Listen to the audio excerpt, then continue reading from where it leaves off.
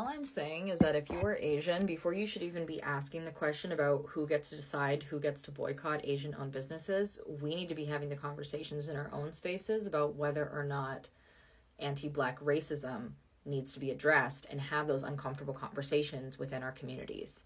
Because I have been. I have been doing this for years, right? Have you been doing that before you decided to come online and post a video being like, oh, black Americans are such hypocrites? Which they are not. They have a right. Like, they have an absolute right because we do have rampant anti black racism. And before we are willing, like, we need to be willing to take accountability for that before we get to decide whether or not anybody should be also, it's not even our decision who gets to boycott. Our role, right? And everybody has different roles under systemic oppression, and something happens, is what can I do in solidarity instead of looking at this situation as an us versus them problem? If you're still looking at it from the lens of an us versus them problem, then you are on Rick Chow's side. And I know that people can say like, oh, well, you know what, like I have such a diverse spectrum of ideas and I see things differently. But when it comes to systemic oppression in a world that is made to be black and white, then if you are going to look at this boycotting situation as, oh, you shouldn't boycott us. Why should we have to pay for the sins of this one guy? Like, that's not like the systemic playbook, right? Like when one person does harm, or even if it's a few people doing harm, right? Like, if you think about like slavery in the South, even if it was just a few people, a few families running the whole thing, okay? The systemic issue is still the fact that everybody inherited these core belief systems about certain marginalized groups of people, and we are still perpetuating these ideas, right? Like, the issue is that our ideologies are still there, right? And until we're able to address that, why are we even thinking immediately like, oh, actually, I'm going to argue about boycotting, when you should be looking at yourself in a mirror and being like, hey, I realize that I'm contributing, my community is contributing. How have I seen anti-black racism manifest in Asian spaces? Like, why are these conversations so difficult to have? I don't know. But they need to be had, right? They exist. They exist. People are doing it, some people are not. But when it comes to the question of solidarity, are you for or against? And if you are for, then have the conversations first before you decide who gets to boycott if you are an Asian person. I support the economic boycott that the Black community has been calling for against Asian owned businesses. And here's why. You should never spend your time and energy in people that don't see you as humans. That if you went into their store, you would fear for your life. So let me give you an example. Anytime I want to eat Mediterranean food, I've learned that Mediterranean is a very loose term for a region that's currently being colonized. I'll call the restaurant and just straight up ask, is this restaurant owned by an Israeli person? And or is the head chef an Israeli person? If they say yes, I say, well, that's unfortunate because I cannot support a restaurant that supports genocide in an apartheid state. And not only that, I'm going to put your name on a list that I started in 2023, which is just my Excel spreadsheet, with other friends who also don't support Zionist institutions. And also on a tangent, like, what is Israeli food? These are the lengths that I am willing to go through in not supporting a business that doesn't see every human with dignity. We should already be boycotting corporations. Like, for example, Hyundai, which is a Korean company, their bulldozers are currently tearing down homes in the West Bank of occupied Palestine. So they're displacing the indigenous people. We should be boycotting, or at the very least, not buying the latest iPhone every year because Apple is illegally mining cobalt and coltan in the Democratic Republic of the Congo and using slave labor to dig out those minerals. The biggest problem with content creation is it's not that coming up with topics or writing the script or messaging people that you want to work with or even message brands that you want to work with. is how do you make your content easily understandable for the fucking artards on the internet? The people that watch your content and understand what you're trying to say, they generally okay. They like the video. They maybe may not leave a comment and they move on. But the people that don't fucking understand the basic language, the basic English that I am fucking speaking, that is something I generally have no control over. And it's so hard to deal with. It's either people are disingenuous and trying to misinterpret what you're trying to say, or their English skill is so fucking poor, they can't even understand sixth grade English. And yes, I am admitting this. The thing I use AI for, it's not that to help me write scripts or to whatever. It's actually helped me to dumb down the things I want to say so more people can understand. The whole black people want to boycott like Asian stuff. I don't care. I really don't. You want to boycott? Go for it. That's your right as a human being. You want to say whatever you want to say in my comments? Go ahead. That's your right. I keep saying the things that the two black girls did is unacceptable. Just because you're upset with one single person, right?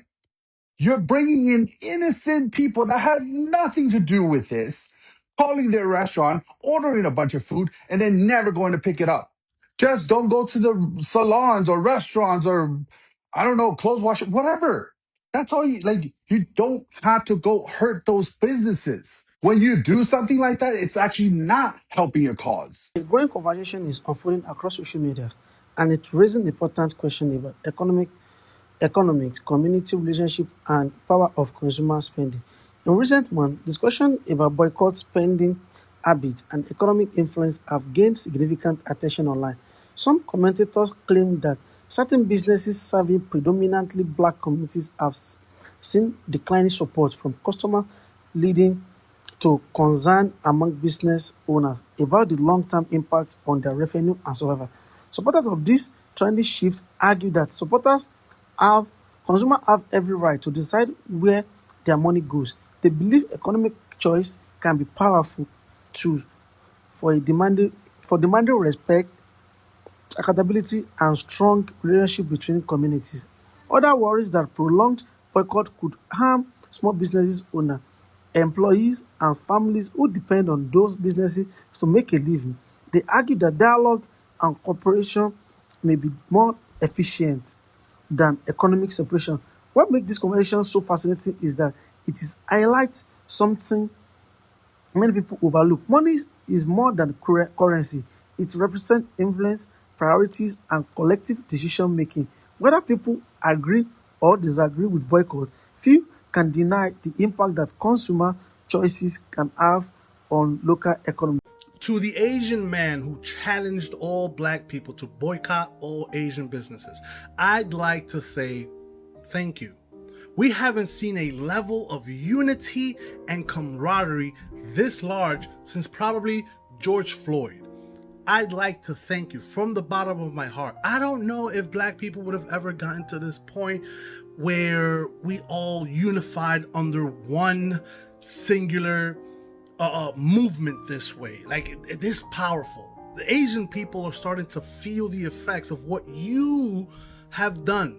This is impacting your people more than it's impacting my people.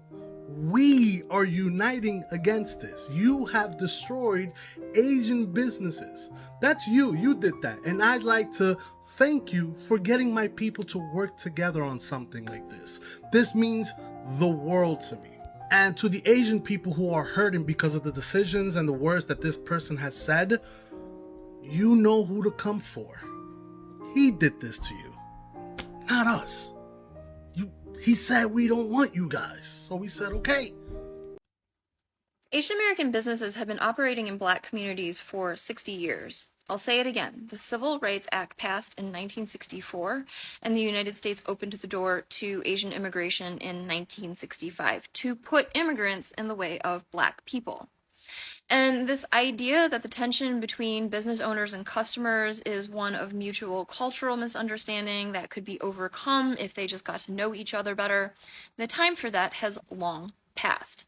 And as I've said before, the problem with framing the misunderstanding as mutual is where one demographic owns the businesses and the other demographic has to pay.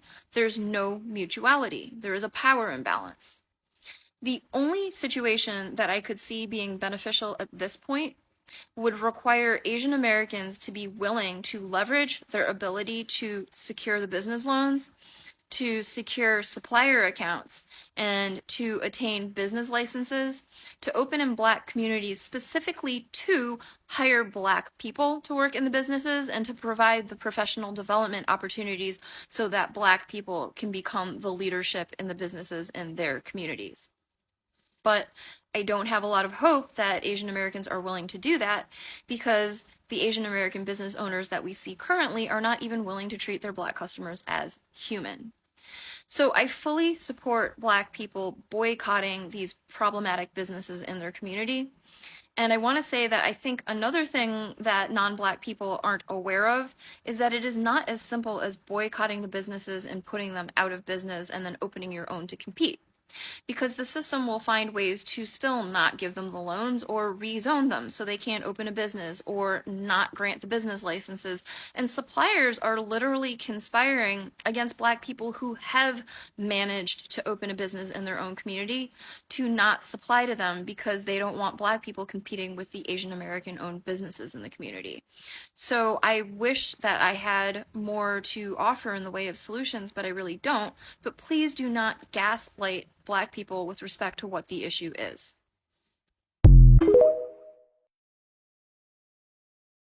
Saw a woman recently saying that we should boycott Asian businesses because she said that Black people can't win when Asians own all of the businesses and that we had it easier coming to this country.